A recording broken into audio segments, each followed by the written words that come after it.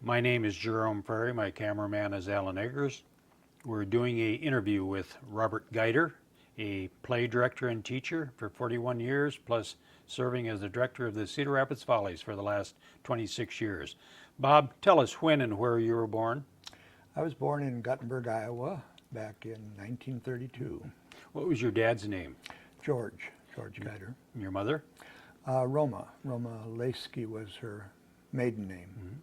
What was your dad's occupation? He ran a filling station, and prior to that, he had been a school teacher for a number of years also. Then he ran a filling station, and my parents also had tourist cabins. Did you graduate from high school in Guttenberg? Guttenberg High School in 1950. And then did you go on to college after you graduated? Yes, I went to what is now UNI, but then it was Iowa State Teachers College, and I graduated from there in 1953. And then you go into the military? Yes, that's why I went in 3 years, because at that time you could be drafted, and I wanted to finish my college education prior to that. So I graduated in July, I guess it was. We were married in August, and I went into the Army in October, so kind of fast. Was this the Korean conflict? No, this was the Korean. Basically, it was during the Cold War, Okay, War yeah. time. And who did you marry? A local girl or? Close by, Alog Benkin was her name at that time, and she lived in Colesburg, which was a small community close to Guttenberg. Did you where did you meet her? Did you meet her in Teachers College? We sort of met at dances on Saturday night. Lakeside Ballroom in Guttenberg was the place to go on a Saturday night. Yeah. And then we also were in college together for a bit. Now, was this before you went into service? You got married? Yes, and then 6 weeks after I got married, I went into the service. So When you were still in the military, or when you got out of the military, I guess, did you still have a desire that you wanted to be a teacher? yes, in fact, I signed my teaching contract while I was over in Germany with the military. Teacher shortage was very big at that time, so actually when I was in Germany, I got 14 applications while I was over there. I got back into New York on a Friday, and I started teaching at Nashua, Iowa on a Monday, so it was pretty fast. In what time period, or when was it that you got interested in the theater? Well, in high school, I had been in like the junior class play, the senior class play, so I guess from high school on, I'd always had an interest in it. Did anybody plant this seed into you, this desire to want to do theater? Well, I had a high school principal, Mr. Cheever, who also had a great love for drama, and I guess he was a big influence in my life because he put me in a number of things in speech contests and things like that. You were telling me about an aunt that lived in Oh, Chicago. yes. Yeah, I had my Aunt Louise who lived in Chicago. She also, I would go to visit her, and she took me to some of my first plays that I ever saw. Do you ever remember which ones you had Yes, seen? it was Gentlemen Prefer Blondes with Carol Channing. And did you, after Teachers College, did you go on to any further training for? Yes, I got my master's degree at the University of Denver in Colorado. And what was the master's degree? Master's was in theater. And then, how was it that you ended up in Cedar Rapids? I was at Nashua for 4 years, and I saw an ad in the paper that this new high school was forming in Cedar Rapids. And I came for an interview and started teaching here a year and a half after Jefferson opened. What did you teach? Pretty much a little bit of everything, basically. English, language arts, speech, and then I had the theater program. Did you teach drama? Yeah, drama, Yeah. theater. What was the first play you wrote? I had not written a play. The first play I directed was, trying to think back, at Nashua. Oh, I can't remember. The first play at Jefferson was Sabrina, movie from the movie. Meet Me in St. Louis was the first one at Nashua. This photograph we're looking at, Bob, this was in your early 1964, I think you said. 64, yes. Mm-hmm. And who is this in the photo with you? That This is Richard Dick Du Bois, who was the musical director for that show, and Susan Entringer, who was the choreographer for that show. When, how long did you work with Du Bois, Richard Du Bois? We did the JC shows from 1960 to 1969. We did 10 JC shows, musicals. Mm-hmm. And what did the JCs, why did they, was it a fundraiser for them? Yeah, it was basically a fundraiser for them. They kind of got this idea, and it was pretty successful for those 10 years. Why'd they quit sponsoring it? I have no idea. Perhaps because the people that were involved at that time lost interest in it. Perhaps they went on to other projects. I'm not sure why. Mm-hmm. And where would these musicals have been held when the JCs were sponsoring them? Most of them were held at Sinclair Auditorium in Coe. A couple of them were at Jefferson, on the Jefferson High School stage, but most of them were at Coe. Then who picked up the sponsorship after they quit? For a couple of years, I did 73 and 75. I did 2 musicals for St. Luke's Auxiliary. In 64, I did this show here on that picture that we mentioned, Anything Goes, for the Shriners. Did one show at that time. And then again in 87 and 88, I did 2 musicals for St. Luke's again at that time. And in this early stage, were they called the Follies at that time?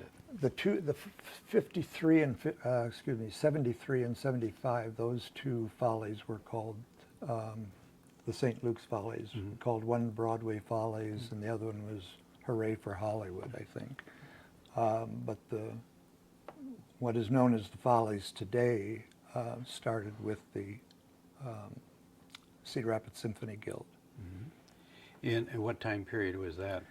First one of those was in 1980.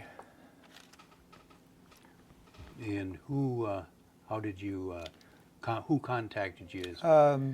Karen Sevchek was a member of the Symphony Guild at that time, and she called me up and she said, we would like to do the Ziegfeld Follies. And I said, wouldn't everybody? Because they were pretty lavish productions. And I said, I don't know. They were pretty lavish. That takes a lot of money. And she said, money is no object, which is unusual to hear somebody say. But her theory was, I guess, that you have to spend money to make money. And so then following that, had a meeting with her and Karma Lou Beck, who became the first producer of the Follies at that time. And they convinced me that it could be done, and so we assembled a staff. First of all, it was Torrance Carlson, who was musical director at Jefferson at that time, and James Irby, who was technical director at Jefferson. He did the sets at that time. And Kathleen McNamara, who was an elementary teacher, but had also done choreography at Jefferson, was our choreographer. And then, of course, my wife has been with us with costumes all that time, too. I need to make a correction. The first musical director was Alan Kepke, who was the musical director. I got confused because Torrance Carlson had been the musical director at Jefferson, all the musicals that I did there prior to that. Bob, do you have a program for the first one you did for the Cedar Rapids? Yeah, this is the very first one that we did. We panned it on Ziegfeld's life, the life of Florence Ziegfeld. He had a pretty colorful theatrical career. He started out as a young boy by running away to the circus, and then he got involved in vaudeville, and then became what I guess you might call the master showman of theater at that particular time. How many performances did you do of this particular? The very first one was 3 shows, and now we're up to 7. Was it a success? I guess so, because when it was over with, Karen and Carmelou said, well, we need to do this again next year. And I said, no, I said, you can't do a show like this every year. It takes too much time and so on. But we just finished our 26th. How large was the cast for this? I think it was probably around 50, 60 people. Our last show had just under 100, so we've expanded all the way along. Where did you have your rehearsals with this large of a group early on? It varied, wherever we could find a place.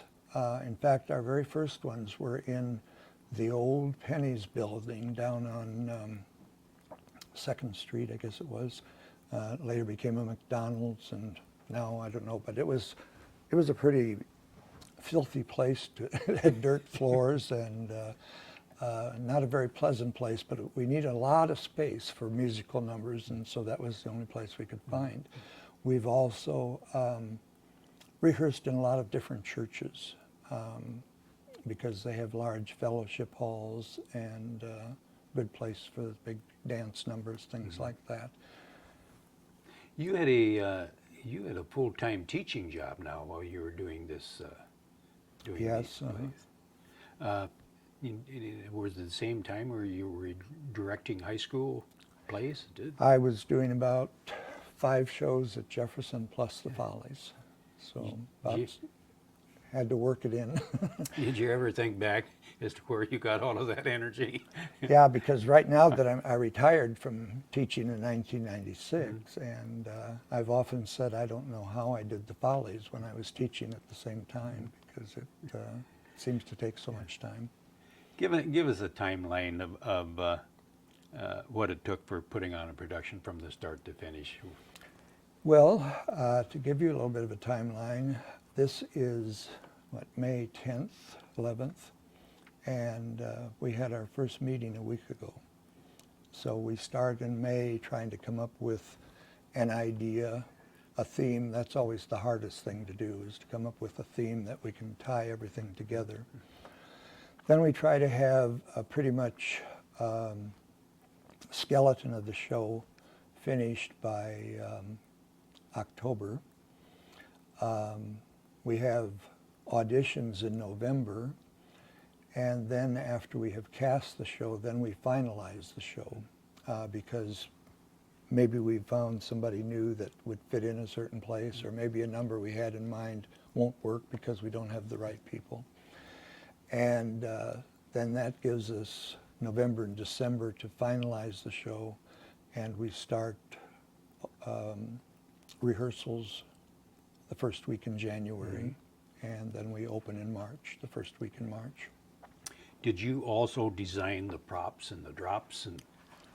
No, Jim Irby, to start with, was the person who did the sets, designed the drops, and we've had several designers since then. Jim was with us for about 13 years, and since then we've had various people.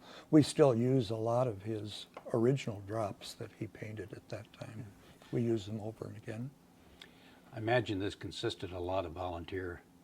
Oh yeah, labor. yeah. Follies could not be done without the volunteers, both on scenery and on costumes and props and everything else. Did you design the costumes? Pretty much. I design most of the costumes, and then my wife is in charge of the construction of them, and she has a lot of very good volunteers that help her also. You're talking about some of these casts, a very large number of costumes that would have to be assembled or sewed. Yeah, because as I said, this year we had, in the last few years, we've had close to 100 in the cast, and each of them have probably 5 or 6 costume changes. So it's a lot of costumes. Did you and your wife ever attend any Broadway plays for ideas? Oh yeah, we always do. We like to go into New York at least every year, sometimes every year, and you always get ideas, not just from Broadway, but for things you see on television and so on. Mm-hmm. What was your favorite My favorite musical? Broadway play that you'd seen? I just sort of like everything that I see. Did you ever get involved in scouting for new talent, or you just hopefully come your way? Most of the time, it just comes. I mean, Cedar Rapids is blessed with just lots of great talent. That's one of the comments we get after every Follies. They say, "Where does all this wonderful talent come from?" And I think it's because of our school system. All of the schools have excellent performing arts programs, and the symphony has its youth program, the theater has its youth program, so we have a lot of talent in Cedar Rapids. Would you have a lot of people that would want to try out for? Yeah, we always obviously can't always use everybody that tries out, particularly with the children. We sometimes have up to 100 children that try out, and we only have room for 22 children to fit on the stage. Mm-hmm. So we have to break a lot of hearts, I guess you might say. Do you or did you have a lot of turnover in the participants, or did they become involved and want to stay involved? We have a lot of people that come back. I would say that each year probably about 75% of our cast are people who have come back before. In fact, we call them the Follies family. We have in this book here that I'm showing the names of everybody who has appeared in the Follies, and there are about over 800 people that have been in the Follies over the 26 years. And some of them have been in 5, 10, 15. Last year we had 3 people retire who had been in all 25 Follies, Carter Bradshaw, Charles Chuck Worsfold, and Pam Fear. Mm-hmm. Who would have been the youngest that you can remember? Probably little Joel Schugert, when I think he was 6 years old, way back then, a long time ago. And now he's a teacher someplace, I think in Hawaii even. So. And the oldest? Probably Gene Whiteman, who's still in the show. He was in again this year. Would this mostly been local people that? Oh yes, primarily from Cedar Rapids, and from some surrounding communities here. Back in the early days, Cedar Rapids people would remember Joanna Holt, who is now Joanna Holt Mishler. She was in the early Follies and then moved to St. Louis, and for 2 or 3 years commuted from St. Louis for the Follies, which is unusual. Yeah. Did you ever play a role? No, I don't like to act. They persuaded me to play Ziegfeld in the community theater's production of Funny Girl, but I didn't enjoy it. Which performance would you have said that probably had the largest cast and the most work intensive as far as putting it together? They're all the same. Yeah, but the biggest ones have been the last few years when we've gone up, as I said, into 90. Probably the show that I remember we were rehearsing until 1 or 2 in the morning was when we did a show called Swinging Through the 40s. And big band music is always popular. And so we kind of got carried away with that show. The show ran for 3 hours and 10 minutes. And so our rehearsals were pretty long. Since then, we've managed to keep the shows down between 2 and 2.5 hours. Did you, where would you be when the show would be on in the audience? Sitting in the balcony. Did you ever have opening night jitters, or? Not really. I guess I got so used to it because everybody would say, "Aren't you nervous?" And I'd say, "No, it's out of my hands now." Bob, you have a lot of programs here. Is there some that you would like to tell a story about, or? Well, I mentioned the first one, and as I said, it's always hard to come up with a theme, find what to do. I also mentioned the one that ran for 3 hours and 20 minutes or 10 minutes. The big band music is always popular. People always like that. So we always try to include something from the 40s, particularly our bus audiences like that. Would that have been the longest performance you had? Yes. As I said, we got a lot of complaints on that. It was good, but it was long. Yeah. And then we always try to do something patriotic. Again, our audiences like that. And many times we'll have a patriotic finale or at least a patriotic number in the show someplace. Hollywood is always has a lot of good musicals, Hollywood musicals. So this was A Night of Stars that had to do with Hollywood, and we've done several of that time. And then Broadway is also gives a lot of good music from Broadway, and so we've done, this one was Curtain Up. We've done several that had a Broadway theme to it, or at least numbers from Broadway shows. Who was responsible for the artwork and the color on these programs? The early programs, these were done by Betty Spate, pretty much from hand drawings. The last few, Betty Eels, who is now our producer, she does a lot of them through computer work. They do so much with computer graphics now that the last two, which this was our 25th year, last year was our 25th anniversary, so we called it Silver Sensations. This came off of a computer. And this year was Let Us Entertain You, and she manipulated a computer, generated that also. Mm-hmm. Bob, did you ever discover any exceptional talent during rehearsals? We always have exceptional talent. From high school, I had several people that have gone on into theater. Gary Moss, who has appeared on Broadway with in Les Miserables. Steve Schaefer, who is a very popular actor in the Twin Cities at the Old Log Theater, and I think this month he's performing at the Guthrie Theater. So I've had students, and then we've had a lot of just very exceptional talent in Follies as well.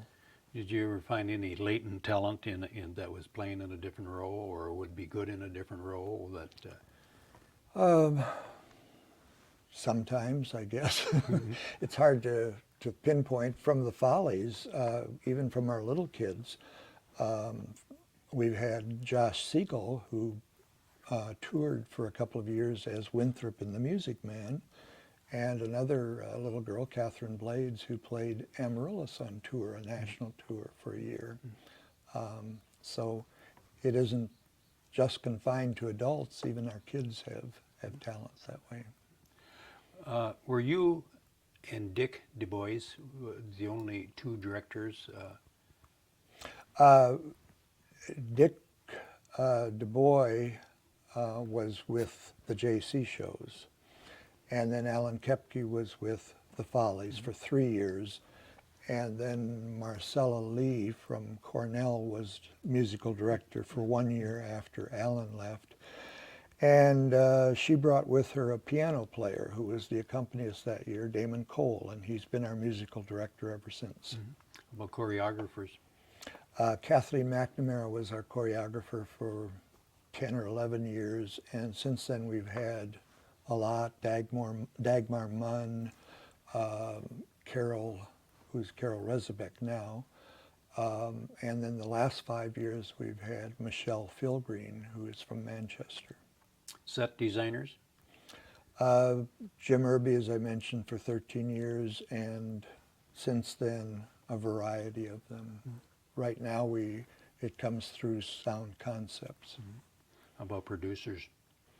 Carmelou was for a number of years, then Karen Sevchek, who had been her assistant, took over.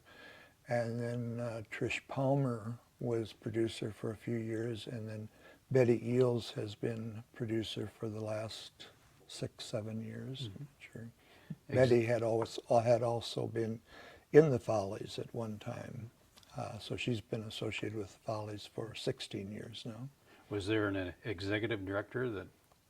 That's pretty much the producer. Okay. Mhm. Did you ever have any desire, or did you ever get any offers to advance your directing career? Not outside the community. Well, I did 3 shows up at Cedar Falls, and then I did 1 show at Morrison, Illinois, Timberlake Regional Theater there. But mostly it's been in the Cedar Rapids area. And you didn't have a desire to go any further? Not really. At one time I thought about college teaching, and I think I interviewed at a college or 2, but I just decided high school students were more fun. You loved teaching. Yeah. Mm-hmm. So what year did you retire from Jefferson? 1996. Mm-hmm. And the students at Jefferson had given you a collage. Yeah, for my 25th year at Jefferson, they had a surprise party for us down at the what's now the Cellular Center, whatever hotel it was at that time. And the big surprise of the evening was the Dick Pinney sculpture that they gave us, which has a lot of the mementos from shows that I had done at Jefferson. Okay, these are some of the things. This is the Thespian seal, of course, which represents that. And then I also, Alan Kepke and I started the West Side Delegation, which is still going on at Jefferson. Director's chair and the costumes, again, representing ALO with needle and so on. Shakespeare, I did a number of Shakespearean plays while I was at Jefferson. This is the Ear of Corn for Playtime Poppy. Children's theater was always very big. And then these 2 shows up here, The King and I and Showboat. And everybody always wants to know why those were my 2 favorite shows. But they were really the 2 shows that my eldest daughter was in, and she told them which ones to use. And then, doesn't work right now, but this also lights up. The bulb is burned out right now. And behind here is a tape recorder, so it also played Broadway music. And Dick Pinney said it's the only one he's ever done with sound and music, or lights and music, lights and sound. Who was this Richard Pinney, Bob, that put together this collage? Oh, he was a real prominent artist of Cedar Rapids, very well known, and pieces like that sculpture can be found in many, many places around Cedar Rapids. They're very prized possessions for people that have them. Did you have any of your Jefferson students join the Follies? Oh yeah, every year I have them. This past year there were 15 involved, going all the way back into the early 60s. Did, when we're talking about drama, did the students, did their ambitions or their aspirations change over the last 35 years? I think so. I think with the more and more television, more students having to work, having jobs, more activities out there, there just were more things taking their interests. And sometimes we didn't quite have the cooperation maybe that we'd had in the earlier years because they had more to do now than then. Mm-hmm. You got a lot of recognition, national recognition. Wasn't you, didn't the Wall Street Journal do a... Yes. Tom King, who was a graduate of Washington High School, and he was a reporter for the Los Angeles New York Times. He came back for a week and attended the final rehearsals and production of Follies, and then he wrote a very, very nice article on it that appeared on the front page of the New York Times. Did you ever get any other recognition from the East Coast? Actually, Tom was with the Wall Street Journal, not the New York Times. I'd ask you then, was there any other recognition from the East Coast? Because the East Coast doesn't recognize Iowa sometimes. Not that I know of, but it was surprising. We got people mention it from different places like Oregon, and somebody in Texas that we knew had read it there, and so on. The audience that would attend these programs aren't just from Iowa. No, we have a wonderful bus component of people that come in. We have approximately 60, 70 buses that come in every year for Follies from a 5-state area.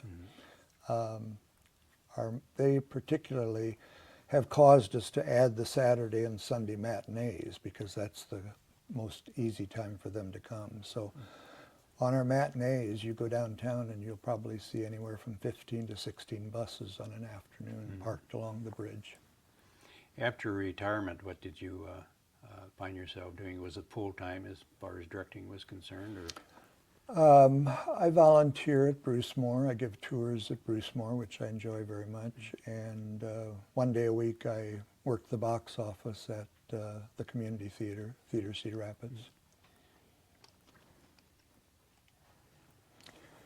And then with all of these buses that we have coming in, we were very honored a few years ago to be named one of the top 100 events in North America by the American Bus Association.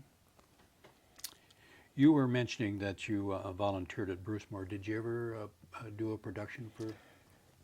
Yes, we did the musical 1776 back a few years ago for an outdoor production there, which turned out to be very, very successful. We had a wonderful, wonderful cast of very talented and professional people here, right here in Cedar Rapids. I think he was telling me this is one of your favorite.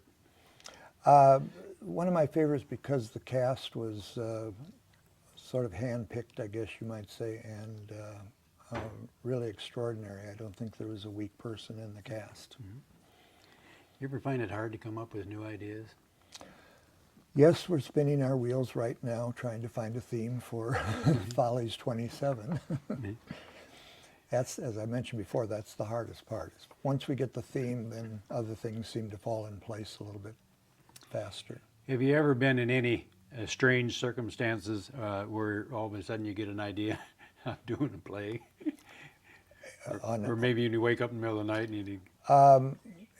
Yeah, I wake up a lot of times. I do my best thinking on a beach someplace. We like to go to Florida and various places, and it's always a good place to think.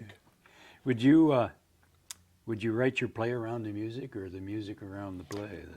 We pretty well. First of all, we get the theme, get an idea, and then we look for the music. Damon, the musical director, is pretty much responsible for that. We look for music that sort of fits the theme. Then we have to pare it down to a reasonable length, and then I have to come up with a way of tying it together with dialogue and usually comedy skits and things of that type. Did you ever get burned out? That's probably why I retired from teaching. I wasn't burned out in the theater, but I was burned out in the classroom. I was getting tired of correcting papers and things of that type. But I still enjoyed the theater end of it. Did you find in teaching, as far as teaching was concerned, the culture has changed such that you didn't enjoy it quite as much as you did? Yeah, very definitely. As again I said, the attitude of the students has definitely changed through the years. Who would you try to gear the Follies to? What age group? Well, again, I mentioned our bus group, and they're pretty much the senior citizen category. So we definitely choose music for that age group, like I said, the big band era and so on. But particularly this last year, we've brought in a lot of new music. it was kind of a different show because it didn't have a lot of the old standards in it, and people still seem to enjoy it. We also try, of course, to bring in stuff to appeal to a younger audience. Like one year we did the baby boomers, did the whole show around the television of the 70s, and that was quite popular also. Did you always have children in a play? The very first year we did not, and then I think it was the second one, we had 7 little girls from Annie do the Hard Knock Life from Annie, and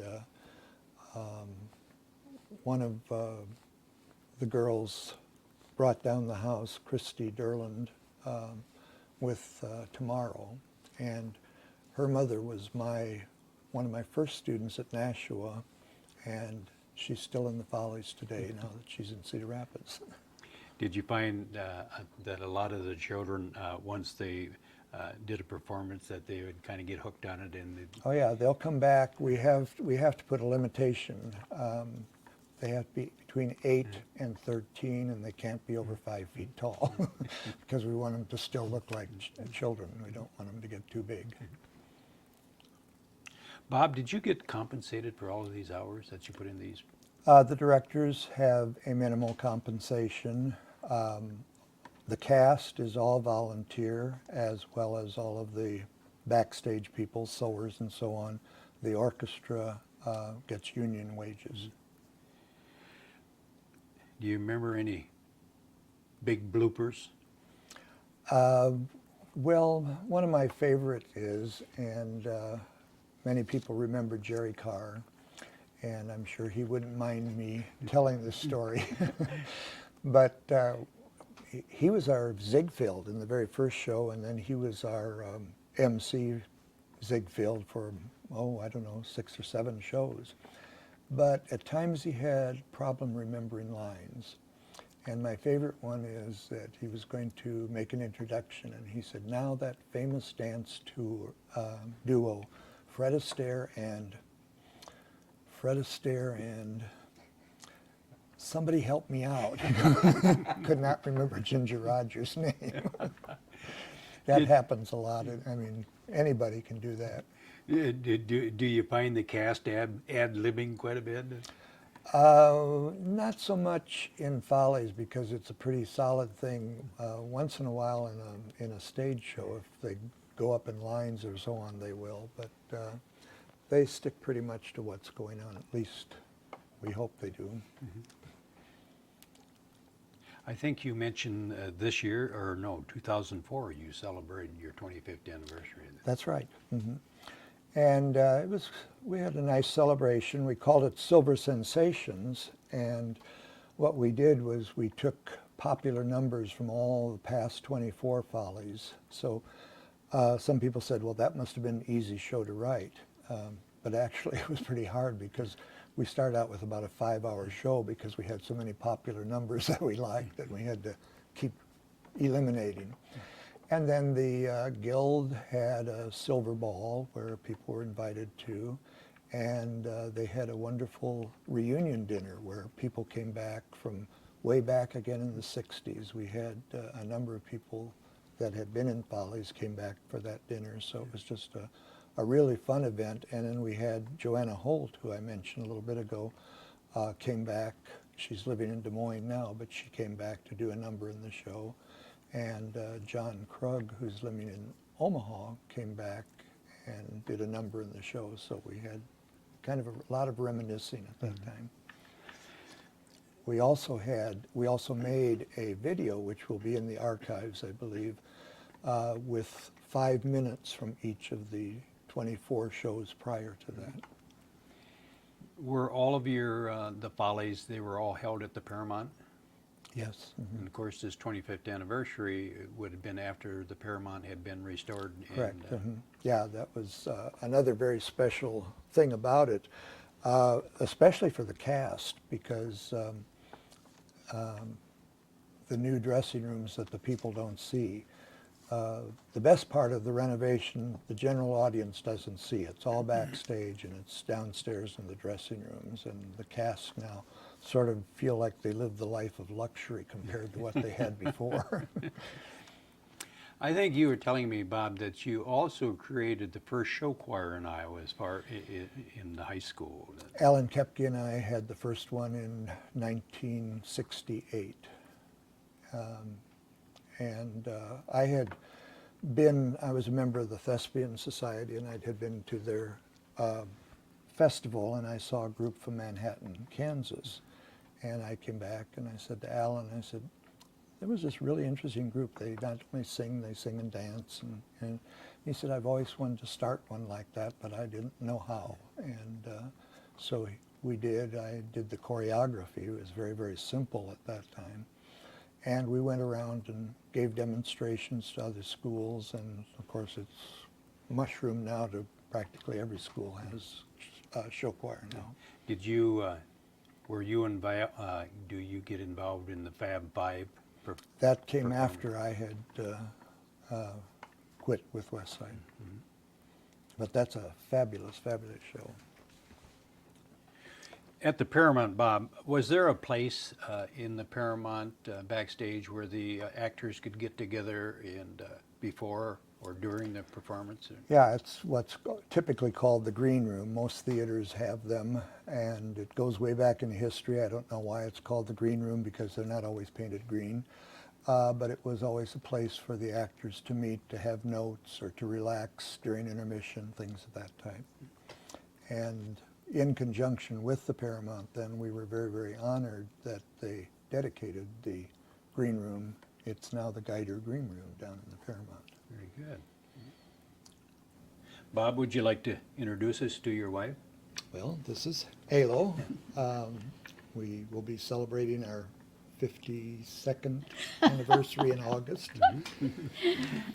Elo, how long have you been involved with a costume work? Always. How did you get involved? Well, during the high school shows, it would be students would volunteer doing costumes, and then the week of dress rehearsal, they'd say, "My mom didn't have time," or "the machine broke," or something, and of course, it would come home, and I would have to do it so they'd have something to wear, and then that's what it usually started out with. Then with Follies, Bob would design the costumes. We'd buy the material and sack them up in like 3 costumes at a time in a sack. And then we get names from the Symphony Guild of people. We drive them around and hand out these costumes for them to sew. So that was, I always wonder how we did that, because that was a lot of work trying to get it all out at once. And How many helpers would you have had? a lot of people. And we don't have that many sewers now, but of course we have a supply of costumes that we can reuse, and which I mainly do now, clean and remodel and make them fit another number in a show that we've used years previously. And then the new costumes, we have a committee that works on that, and we take the things over there, which Bob designs the costumes and tells them what kind of material he wants, and they go from there. Do you find it hard to find people that, enough people that know how to sew, or how to sew well enough? Yes, most of the people, or a lot of the people we started with, of course, they're older people because they had the time and are no longer able to sew. And a lot of the younger people don't know how to sew. So it is harder now to find sewers. Yeah. We're always looking for volunteers. Did you work outside of the home also? Yes, I did. Yeah. Where did you?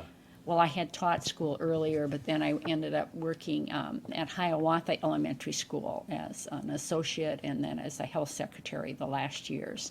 And I also retired at the same time Bob did. Okay. Yeah. How many children did you and Bob have, Halo? We have 2 daughters, yes, Susan and Cheryl.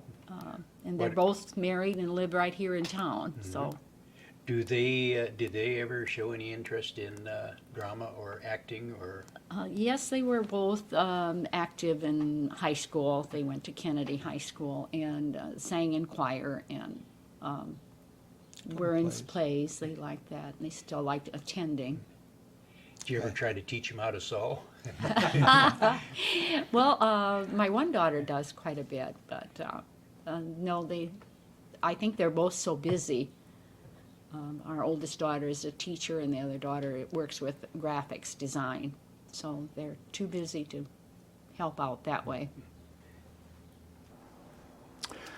All right, this is our family. It was taken quite a while ago because this little one here, Jessica, is now in junior high. This is our eldest daughter, Susan, with her husband, Randy Clapp, who has his own construction building, and their two sons, Chad and Kobe. And this is our other daughter, Cheryl, with her husband, Jim Payton, who is with security at Oakdale, and their two daughters, Jamie and Jessica. And our grandsons now have grown up. This is Kobe's graduation picture. He is now a second-year teacher at Manchester, Iowa. And this is Chad. He's 2 years younger, and he is working with a construction company here in Cedar Rapids. And Jamie, our oldest granddaughter, will graduate from Jefferson this year, so she's carrying on the Jefferson tradition. And as I said, little Jessica, we don't have a big picture of her here, but she's in 7th grade at Taft. This picture, Bob? Okay, this is the two granddaughters together. Jamie, who, as I mentioned, is graduating from Jefferson this year, and Jessica, who is a 7th grader at Taft.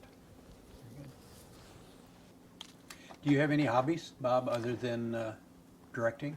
I like to read, especially since I've retired. I get a lot of reading in now, and going to the theater, of course, and traveling. We love to travel, go to particularly warm places in the winter, that type of thing. So reading, traveling, and theater, I guess. Bob, unless you have any other memories to share with us, the Carl and Mary Kaler History Center, the Linn County Historical Society, would like to thank you very much for sharing your memories with us. Thank you.